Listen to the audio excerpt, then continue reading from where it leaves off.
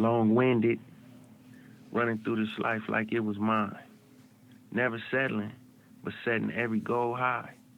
1,000 burpees on the path to my own destruction or success. But what is a mistake without the lesson? See, the best teacher in life is your own experience. None of us know who we are until we fail. They say every man is defined by his reaction to any given situation. Well, who would you want to define you? Someone else or yourself? Whatever you do, homie, give your heart to it and stay strong. Stay strong. Stay strong.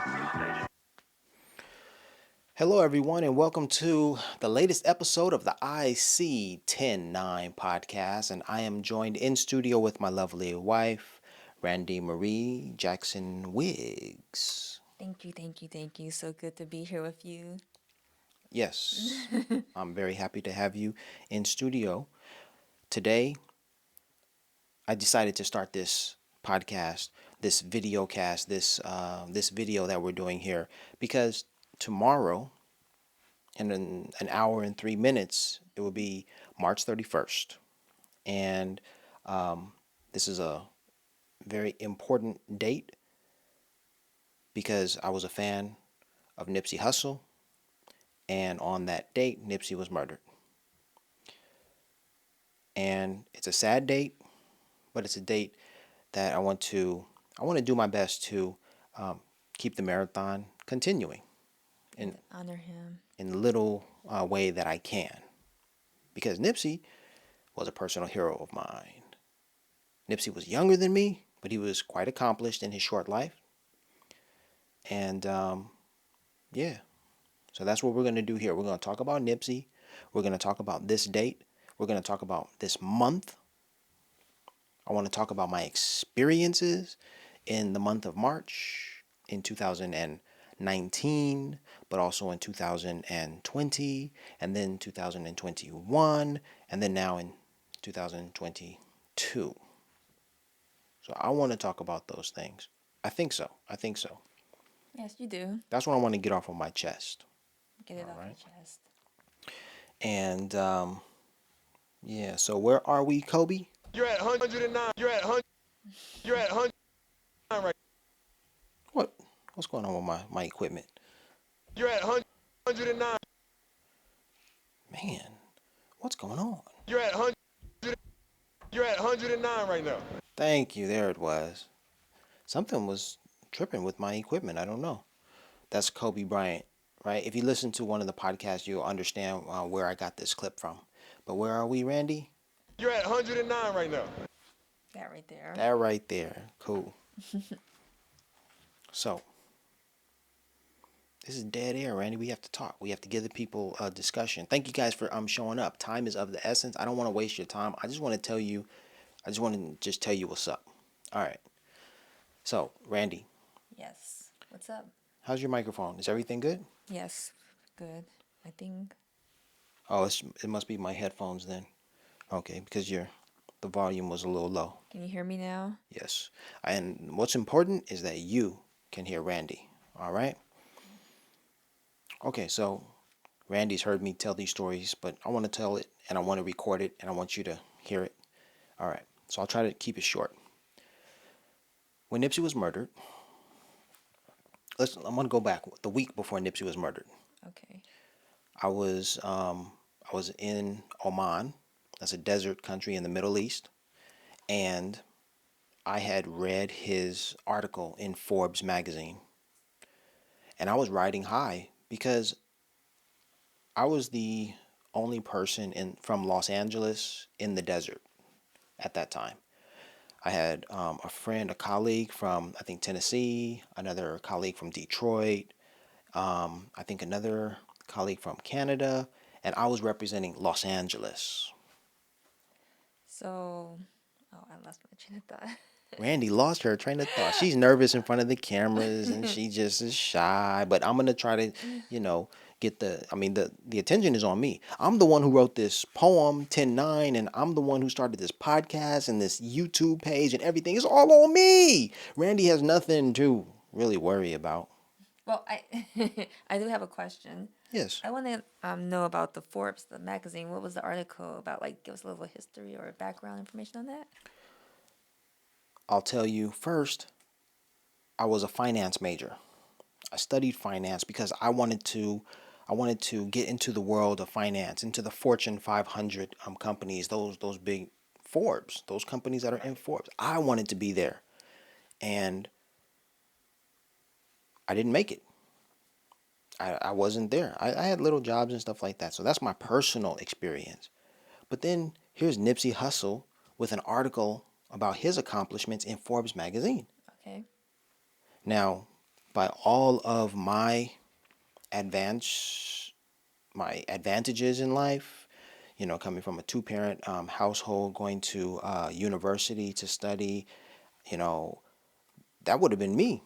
That should have been me. Don't give up just yet. You still have time. Yeah. But that, if it should have been me, it should not have been Nipsey. Because Nipsey did not, his family wasn't nurturing. His mother and father were divorced. Nipsey was getting involved into gangs. Nipsey's family did not have a lot of money, and essentially, by all of those metrics, Nipsey should not have done what he did. He was resilient. Tenacious, committed, dedicated. All right, a self-taught person. Autodidact is what that's called. And so when I saw his article in Forbes magazine, they were talking about the businesses that he had created, the millions of dollars that he had generated from his rapping entertainment career, and everything was powerful and everything was inspiring.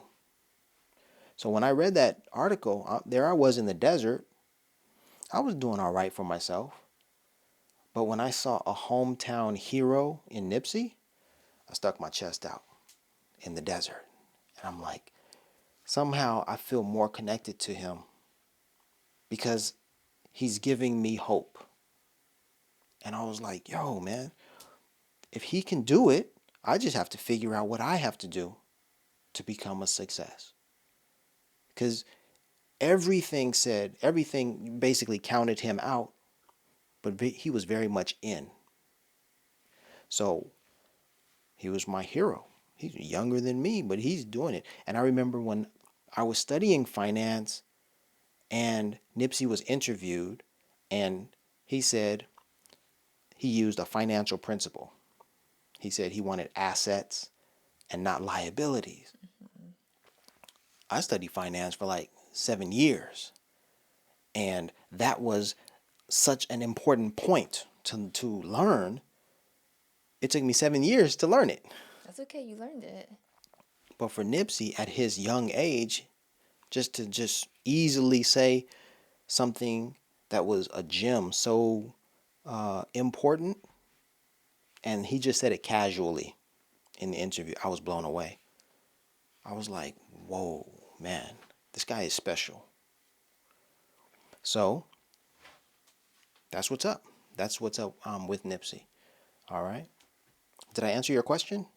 The Forbes magazine. Yes, you did. What was in it? It was all of his successes and the music, his career developing. It inspired you. Right. He was just like on a rocket ship, just shooting up. And this was a week before? Exactly. Wow. So I'm puffing my chest out, saying, man, if he can do it, I can do it, I'm like, look, he's gonna be the next Jay-Z. He's gonna be the next whatever, a Barry Gordy, a Bob Johnson. I mean, he really was the American dream.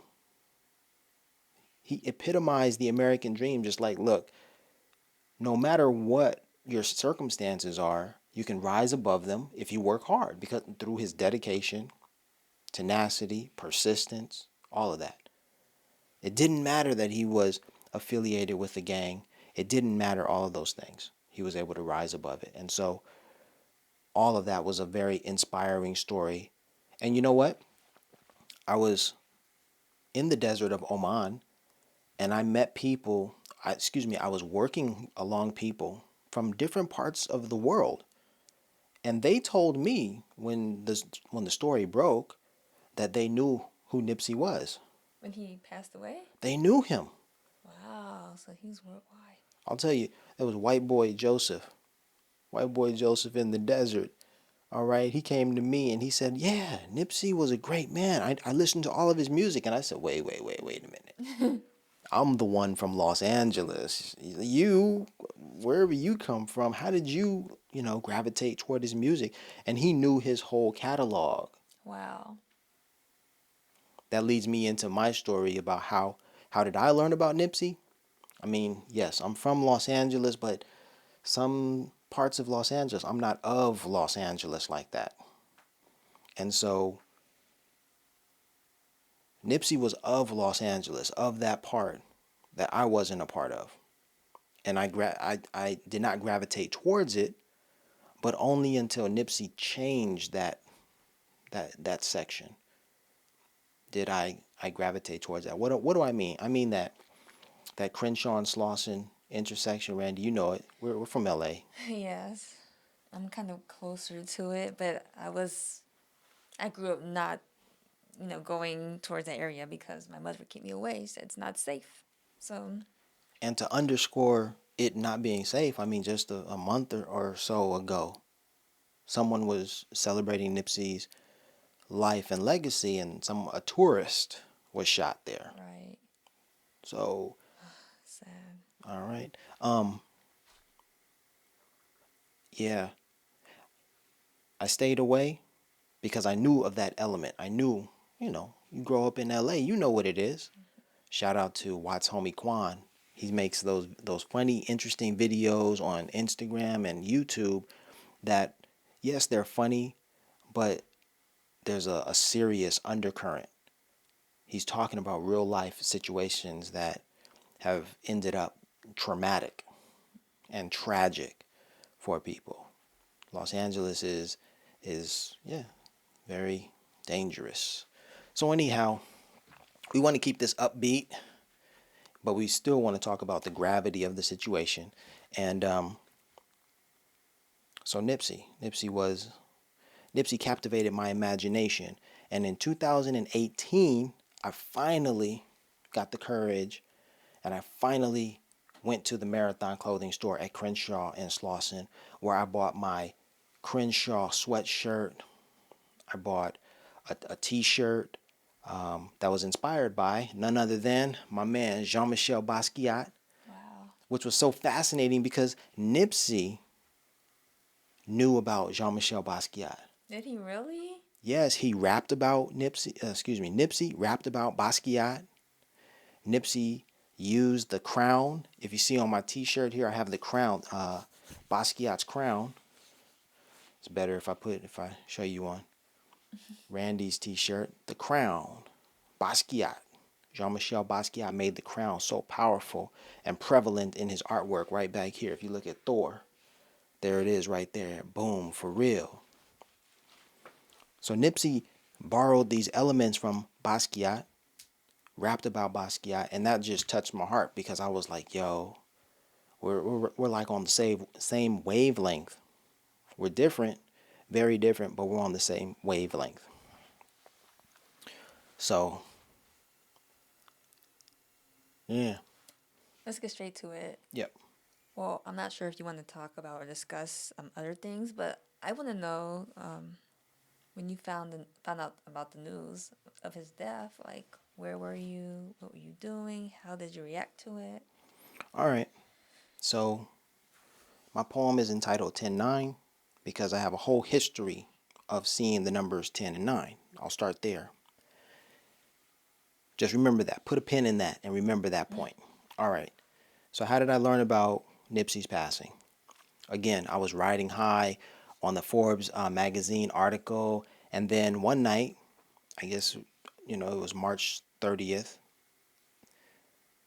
the desert is 11 hours ahead. So I was actually going to sleep at, what was that? March 31st. And then I was going to wake up April 1st in the desert because Gulf time and Pacific Standard Time, they're 11 hours off. Okay, so just a little tidbit detail. Okay, let me get back to the story now. All right. So I went to sleep, riding high on Nipsey's success. Like, man, that dude's doing all right. I wake up, I check Instagram, and I start looking at my feed, and I see a lot of pictures of Nipsey. And I'm like, that's odd. How come I'm seeing a lot of his pictures? And then a friend of mine, and this guy is actually Marley Gibbs's grandson, Okay. posted a picture of Nipsey. And because I know him, very well, then I tended to believe the news from him if it came from him rather than someone else who was just out and about. Like, okay. Right. So under his picture, there was the caption read, "Prayers up for Nipsey. He was a really good dude." And Past tense. past tense, and I'm like, yo, like when I woke up, that's what I woke up. I looked at my Instagram feed, and I got chills when I came across that picture. I'm like, you got to be kidding me. I was just reading about him in Forbes magazine. He's riding high. He's a successful black man in America. He's beat the odds. He has a long future. He's going toward it. He's going to keep going. He's so young. He was only, what, 33? 33. Wow. And I'm looking at my feed and I'm saying, no, this isn't happening. I'm in denial at that point, right? So I'm really like bugging. And then, yeah, the reality sets in and like tears start coming to my eyes, And I'm Wait, like, wait, and tears don't. If tears come out your eyes, that's something huge. Let's just get that straight. Okay, continue. you guys don't know me, but I can hold it together pretty well. So serious. But for Nipsey, it was like, yo, I didn't even know the dude. I had only been listening to his music a short time. Like, I knew about Hustle in the House, which was early in his career, but all of the other records I hadn't listened to. Only until I started, actually after his passing, I started listening to his music. Wow. No. Right before. His early catalog. Those records I listened to after his passing. I was familiar with Victory Lap, Crenshaw, and I think that's it. 2 projects, two albums by Nipsey. That's all that I was familiar with when he passed. And I was a fan from that point on. And thereafter, after his passing, I had to go back and do my history, my research, and learn more about him and stuff like that. But I was quite impressed. So, yeah, I cried. Tears came to my eyes, and of course, I had to wipe those tears away because I had a job to do. I was working in the desert. That's why I'm in the desert. I had a job. I was an English university professor. And so I had to get up that morning, get dressed, take a shower, jump in the car, and drive a short distance to work. That's tough. Yeah.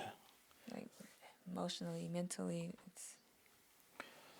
I grabbed my belly, but I was actually trying to point to 10-9 because this is what happened. After I got up, after learning the news and all of that, I jump in the car and I go to work. Now, I live a short distance from my job, but it's the desert. I lived alone. For the most part, I lived alone. I did have a housemate. The house had, there were 2 houses that were connected that shared a wall. And the person who occupied the other house was another professor. And sometimes we would ride to work in the same car. We would carpool. Very short drive, 5 minutes to 8 minutes from home to the school. I share Wi-Fi. Is that the same one? We shared Wi-Fi. I used up all of his Wi-Fi. He was like, I'm done. Oh, yeah. He was an older gentleman. And I used up, they only give you like 30 gigabytes per month.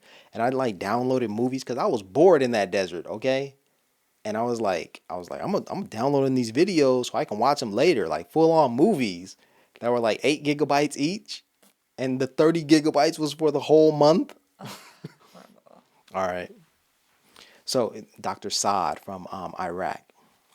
Peace to Dr. Saad. All right. And I jumped in, got dressed. I felt so sad because it was Nipsey. It was like it was a friend. It was a family member, someone very special. And then I'm driving to work, and these numbers, I see them.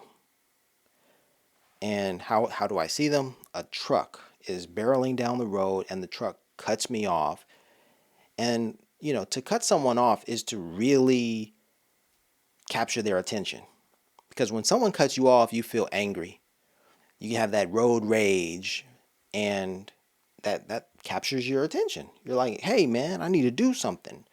And I wanted to do something. I was angry. I wanted to curse this man. Why would you cut me off? I looked at the license plate, and I saw 1090. And first I was sad. Then I was angry. And then I saw 1090 on the license plate. And then I felt a calmness. All right, I'll say it. I heard a voice. The voice said, everything is just as it should be. Okay? Don't worry. I'll tell you also how I felt. I felt displaced because I was so far away from my family. In that moment, I was like, dang, Nipsey's gone. I need to be near my family. My wife, my lovely wife. We hadn't gotten there yet.